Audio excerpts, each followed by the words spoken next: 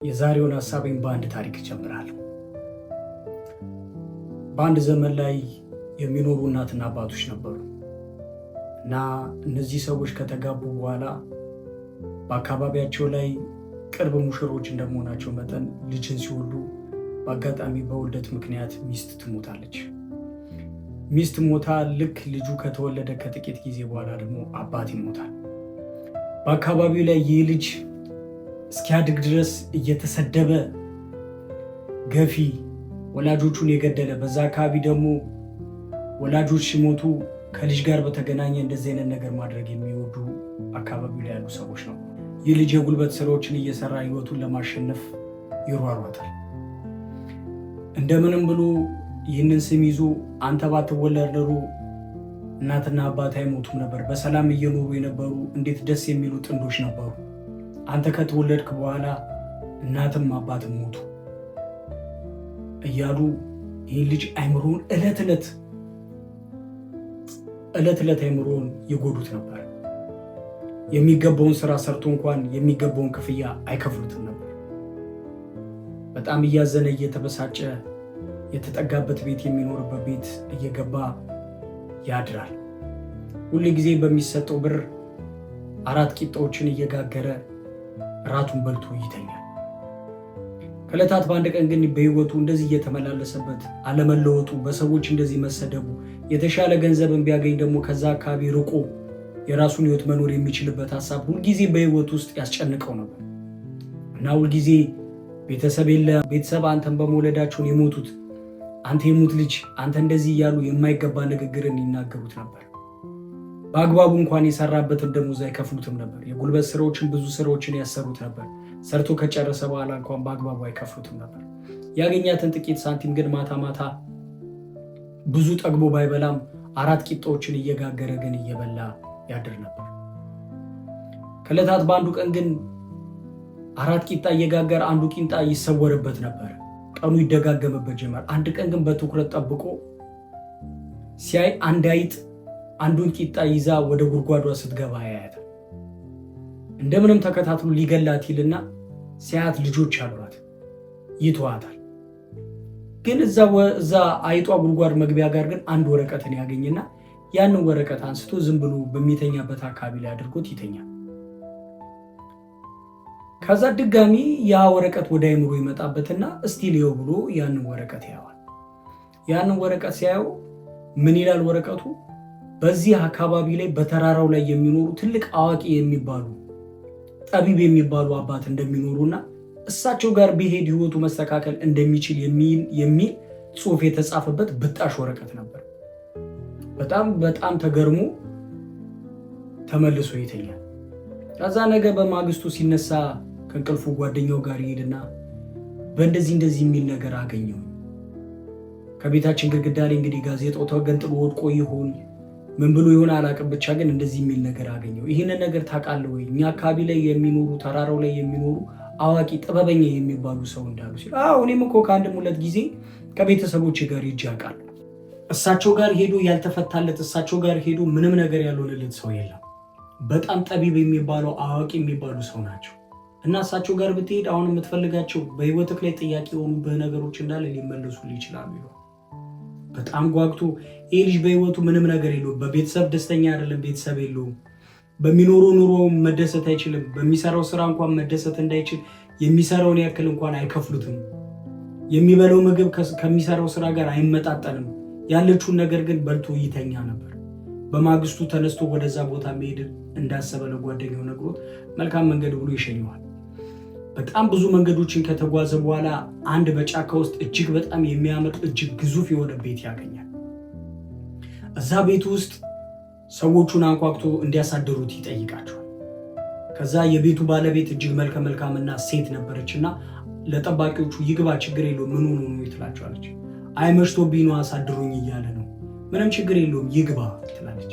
እቺ መልከ መልካም ሴት ራት ትሰጠዋለች፣ ታበለዋለች። ግን በአንድ ቅድመ ሁኔታ የምንስማማ ከሆነ ነው ይህንን ሁሉ ነገር ማደርግልህ ትሏለች። ምንድነው ንገሪኝ ይላል። አንተ ወዴት ነው የምትጓዘው ትሏለች። እኔ እዚህ ተራራው ላይ አንድ ጠቢብና አዋቂ ሰው አለ ተብሏል። እኔ ደግሞ ህይወቴን ሙሉ በብዙ ነገሮች ተቸግሬ ቤተሰቦቼን አጥቼ ብዙ ነገር ሆኖብኝ የኖርኩ ሰው ነኝ እና እሳቸው ጋር ሄጄ ችግሬን እንዲፈታልኝ ላወያያቸው ነበር። በልሽ እኔ እንግዲህ ከጨለማና ከችግር ከአውሬ አትርፌሃለሁ። ልጄ ከተወለደች 25 ዓመት ሞልቷታል። እስካሁን ድረስ መናገር አልችልም። ስለዚህ ለእኔ አባት ልጄ መቼ ነው የምትናገረው ብለህ እችን አንድ ጥያቄ ብቻ ጠይቅልኝ ትለዋለች። እሺ ብሎ እሱም ሀሳቡን ተቀብሎ ከሷ ወጥቶ ይሄዳል። እሺ ብሎ ጉዞውን ቀጠለ። በጣም ብዙ ከተጓዘ በኋላ አንድ ትልቅ የተራራው ግማሽ ላይ ሲደርስ አንድ ትልቅ አባት እየጸለዩ ቁጭ ብለው ያያቸዋል። በጣም እጅግ ጓጉቶ እየሮጠ ወደ እሳቸው ጋር ይላል። አባባ እንዴት ነው? ሰላም ነው ይላቸዋል። አለውኝ ልጄ ምን ፈልገን የመጣ ይሉታል። አንድ ትልቅ አዋቂ ጥበበኛ የሆኑ አባት እዚህ አካባቢ እንደሚኖሩ ሰምቼ ነበር የተራራው ጫፍ ላይ እና ወደ እሳቸው ለመሄድ ነበርና አጭር አቋራጭ መንገድ ካለ ቢነግሩኝ እኔም እሳቸውን ሰዎች ማግኘት እፈልጋለሁ፣ ግን ወደዛ የምትሄድበትን አቋራጭ መንገድ ከነገርኩ አንድ ጥያቄ ብትጠይቅልኝ ደስ ይለኛል ይሉታል። ምን ችግር አለው እርሱ ይንገሩኝ እንጂ እኔ እንዳለ ሐሳቡን አንስቼ እነግሮታለሁ ይላቸው። እሺ ይሉና እሳቸው ምን ይሉ፣ ረጅም ጊዜ አምላኬን እየጠበቅኩኝ ነው፣ መቼ ነው አምላኬን የማገኘው ብለህ ብትጠይቅልኝ ደስ ይለኛል አሉት። እሺ ችግር የለውም፣ እሳቸው ወደሚኖሩበት ቦታ መድረስ ትችላለህ ይሉታል። እሺ ብሎ አመስግኗቸው ተሰናብተው ጉዞውን ቀጠለ። እኒያ ሰው ረጅም ዓመት ሆኗቸዋል አምላካቸውን ለማግኘት ከሰው ተለይተው እዛ ጋራ ላይ ቁጭ ብለው ሁል ጊዜ ጸሎትን የሚያደርጉ አባት ነበሩ፣ አምላካቸውን ማግኘት የሚፈልጉ እና አምላካቸውን ግን ማግኘት ስላልቻሉ ይህንን አዋቂና ጥበበኛ የሆነን ሰው ልጅ መቼ እግዚአብሔርን ማግኘት እንደሚችሉ ፈጣሪያቸውን መቼ ማግኘት እንደሚችሉ እንዲነግራቸው ለዚህ ልጅ አደራ ብለው ሸኙት። ይህም ልጅ በጣም በጉጉት ወደ ተራራው እየሄደ ሳለ ከግማሽ ቦታ ላይ አንድ ሰፊ ውሃ ያጋጥመዋል። ተራራውን ከተሻገረ በኋላ ሰፊ ውሃ ያጋጥመዋል።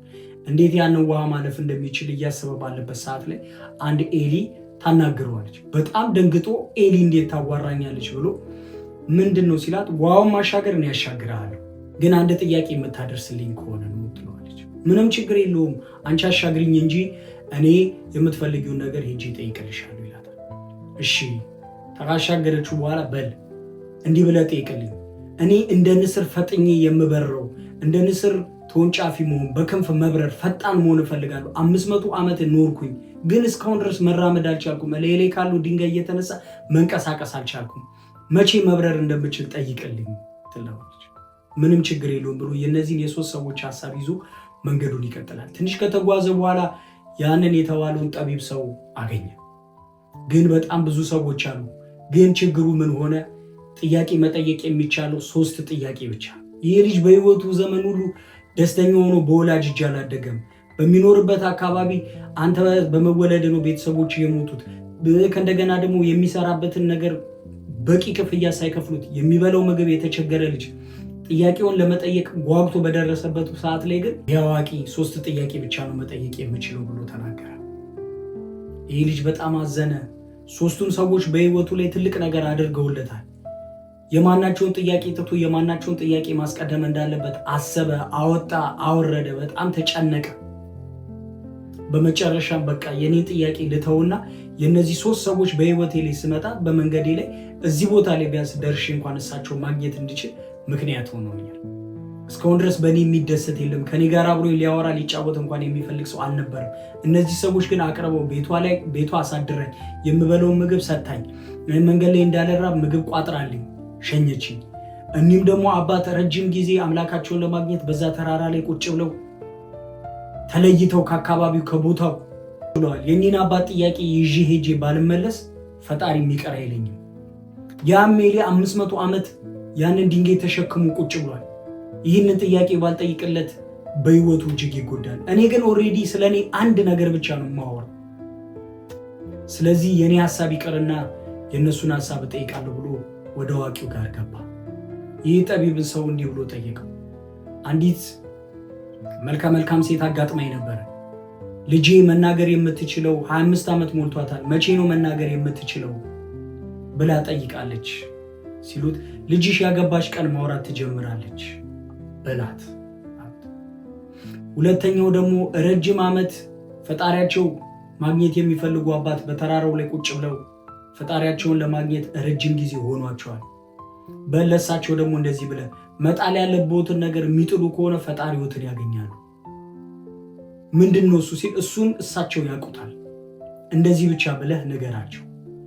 ያ ኤሊ ደግሞ መንገድ ላይ ገጥሞኝ ነበረ፣ ያሻገረኝ እሱ ነበረ። እሱ ደግሞ መቼ ነው እኔ ክንፍ አውጥቼ የምበረው? 500 ዓመት ይሄንን ድንጋይ ተሸክሜ የኖርኩ ነው። መቼ ነው እኔ እንደ ንስር መብረር የምችለው? ከላይክ ላይ ድንጋይን ያነሳህ ጊዜ ያኔ መብረር ትችላለህ። ያኔ ክንፍ አውጥተህ እንደ ልብ መሆን ትችላለህ በለው አሉት። እዛ መስግኖ ወጥቶ ጉዞውን ቀጠለ። ጥቂት ከተጓዘ በኋላ ያንን ኤሊ እዛ ቦታ ላይ ደርሶ መፈለግ ጀመረ። በአጋጣሚ ኤሊውን አገኘ። እሺ ምን አረክልኝ ሲለው እንዳሉ አዋቂው ክንፍ አውጥተህ መብረር የምትፈልግ ከሆነ እላይ ላይ ያለውን ድንጋይ የምትገለብጥ ከሆነ ክንፍ አውጥተህ መብረር ትችላለህ ብለውሃል። እንደዛማ ከሆነ እጅግ በጣም ቀላል ነው ብሎ ድንጋዩን ከላዩ ላይ ሳንከባሎ ክንፍ አውጥቶ መብረር ጀመረ። ከላዩ ላይ ያንከባለለው ድንጋይ ሲገለበጥ ውስጡ እጅግ ውድ የሆኑ የሚያንጸባርቁ አልማዞችን የያዘ ድንጋይ ነበር። ከዛ ውስጥ እነዛን አልማዞች ድንጋዮች ለቅሞ በቦርሳው ይዞ መንገዱን ቀጠለ። ያንን ውሃ አቋርጦ ካለፈ በኋላ እኒያን አባት ወደሚገኙበት የተራራው ግማሽ ላይ ደረሰ። እኒያ አባት ቁጭ ብለው ልክ ሲያዩት በጉጉት በደስታ ልጄ አምላኬን መቼ እንደማገኝ ጠየቅልኝ ወይ አሉት። አዎ መጣል ያለበትን ነገር የሚጥሉ ከሆነ አምላኮትን ማግኘት ይችላሉ። በልጄ እስካሁን ድረስ ህይወቴ ሙሉ የጥበብ መንገድ ምን እንደሆነ የሚገልጽ መጽሐፍ በዚህ እጄ ይዣለሁ። ይህንን ነገር ለአንተ እንድሰጠ ነው የተባለው። ስለዚህ በቃ ለአንተ ሰጣለሁ፣ እኔ ህይወቴን መኖር እችላለሁ ብለው ያንን መጽሐፍ ለሱ ሰጥተውት ካጠገቡ ይለዩታል። በጣም እየተገረመ በገጠመው ነገር እያፏጨ ምን እያለ አመሻሽ ላይ ያቺ ሴት ቤት ላይ ደረሰ። ያቺ መልከ መልካምና በጣም ደግ የሆነች ሴት በር አንኳኳ። ጥበቆቹም ያ ልጅ እንደሆነ እንደተመለሰ ለዛች ሴት ይነግሯታል። እሷም በጉጉት አስገቡት ብላ በፍጥነት ወደ ውስጥ እንዲገባ አደረጉት። ከዛ ምን አረክልኝ ልጄ መቼ እንደምትናገር ጠየቅልኝ ወይ ብለው ጠየቁት። አዎ ልጅሽ መናገር የምትጀምረው ያገባች ዕለት ነው። ያገባች ቀን መናገር እንደምትችል ነግረውኛል አዋቂው። ከዛ እሷም ብዙ በጣም ካሰበች በኋላ አንተ ሚስት ከሌለህ ለምን ልጄን አታገባትም? ብዙ ሀብት አለኝ፣ ብዙ ነገሮች አሉኝ። አንድ ሴት ልጄ እሷ ናት። እሷ ብታገባልኝ በጣም ደስተኛ ነኝ አለችው። እሱም እኔ ምንም አይነት ሚስት የለኝም፣ ህይወትም እኮ የለኝም ነበር እንዳጫወትኩሽ። ስለዚህ እኔ ደስተኛ ነኝ ይላታል። በሉ ለሱ የሚለብሰውን የሚቀይረውን ልብስ አዘጋጁለት፣ ልጄንም አዘጋጇት። በጣም ልጅቷን ሲያያት መልከ መልካምና እጅግ በጣም የምታምር ልጅ ናት። በጣም ደስተኛ ሆነ። ከዛ ከተቀበለው ድንጋይ አውጥቶ ለጥሎች ሲሰጥ ያ የያዘው ድንጋይ ደግሞ ለንጉሶች የሚሰጥ የንጉሳን ቤተሰቦች ብቻ የሚይዙት ውድ የሆነ ማዕድን ነበር። በጣም ተገርመው እጅግ የሚያምርና የሚጣፍጥ ህይወትን መኖር ጀመረ። የራሱን ጥያቄ በመተው ብዙ ነገሮችን ማትረፍ ቻለ። ከዚህ ታሪክ ብዙ ነገር እንደምትማሩ ተስፋ አድርጋለሁ። ይህ ልጅ የራሱን ትቶ የሰዎችን ለመርዳት በመፈለጉ ህይወት ውስጥ ብዙ አይነት ለውጦችን አገኘ። የመጀመሪያው አንደኛ ነገሮች ላይ አለመጣበቅ። ይሄ ልጅ ነገሮቹ ላይ ተጣብቆ ቢሆን ኖሮ በህይወቱ ላይ የመጡትን ለውጦች ማግኘት አይችልም ነበር። አንዳንዴ በህይወታችን ላይ መንቀሳቀስ መጠየቅ የሚፈልጉ ነገሮች አሉ። በህይወታችን ላይ ይዘናቸው ተሸክመን 20 ዓመት 15 ዓመት 30 ዓመት 40 ዓመት እየተጓዝናቸው ያሉ ነገሮች መንቀሳቀስን ይፈልጋሉ። ይህ ልጅ የራሱን ነገር ትቶ ይህንን ነገር በማስቀደሙ በህይወቱ ላይ የተፈጠሩትን ነገሮች አስተውላቸዋል። መንቀሳቀስ መልስ ያመጣል። ሁለተኛ ከኛ የባሰ ጥያቄ ያለበት ከኛ የባሰ ችግር ያለበት ሰውም እንዳለ መረዳት እንድንችል አድርጎናል። ይህ ታሪክ ካስተዋላችሁ ብዙዎቻችሁ ሞክራችሁት አድርጋችሁት ሊሆን ይችላል። የታመሙ ሰዎችን በእስር ቤት የታመሙ ሰዎችን በሆስፒታል ሄዳችሁ ጠይቃችሁ ሊሆን ይችላል። በእስር ቤት የታሰሩ ሰዎችን ሄዳችሁ አወያየታችኋቸው ሊሆን ይችላል። ወላጅ የሌላቸው ልጆች ሄዳችሁ ጎብኝታችሁ ሊሆን ይችላል። ይህንን የምታደርጉ ሰዎች በጣም ትልቅ ሰዎች ናቸው። ከእናንተ የባሰ ችግር በህይወታችሁ ላይ እያሳለፉ ያሉ ሰዎችን የምትመለከቱ ከሆነ የእናንተ ነገር ቀላል እንደሆነ አይታችሁ ለለውጥ መዘጋጀት እንደምትችሉ ይሄ ታሪክ ይመክረናል። ከዚህ ታሪክ ሌላው የተማርነው ሶስተኛ ለአዳዲስ ነገሮች በርን ይከፍትልናል። ይሄ ልጅ አዳዲስ ነገሮችን ለማወቅ በህይወቱ ላይ ምንድነው እስከዛሬ ድረስ የሟች ልጅ የእንትን ልጅ እየተባልኩኝ የምኖረው በህይወቴ ላይ ለውጥ እፈልጋለሁ ብሎ ህይወቱን ለመለወጥ በመንቀሳቀሱ ብዙ ነገሮች በህይወቱ ላይ እንደመጡ ከዚህ ታሪክ ተምረናል። ስለዚህ የቻናሌ ቤተሰቦች ከዚህ ታሪክ በህይወታችሁ ብዙ ነገር እንደምትማሩና ህይወታችሁን እንደምትለውጡ እድለኝነትን ወደ ህይወታችሁ መንቀሳቀስን ስትጀምሩ በህይወታችሁ ብዙ አይነት ነገሮችን መምጣት እንደሚጀምሩ ያስተምራችሁ። ስለዚህ ወዳጆቼ ሆይ ከዚህ ታሪክ ብዙ ነገር ተመራችሁ በህይወታችሁ ተለውጣችሁ አንድ ቀን የምንገናኝ ሰዎች እንደምንሆን ተስፋ አደርጋለሁ። ስላዳመጣችሁኝ አመሰግናለሁ።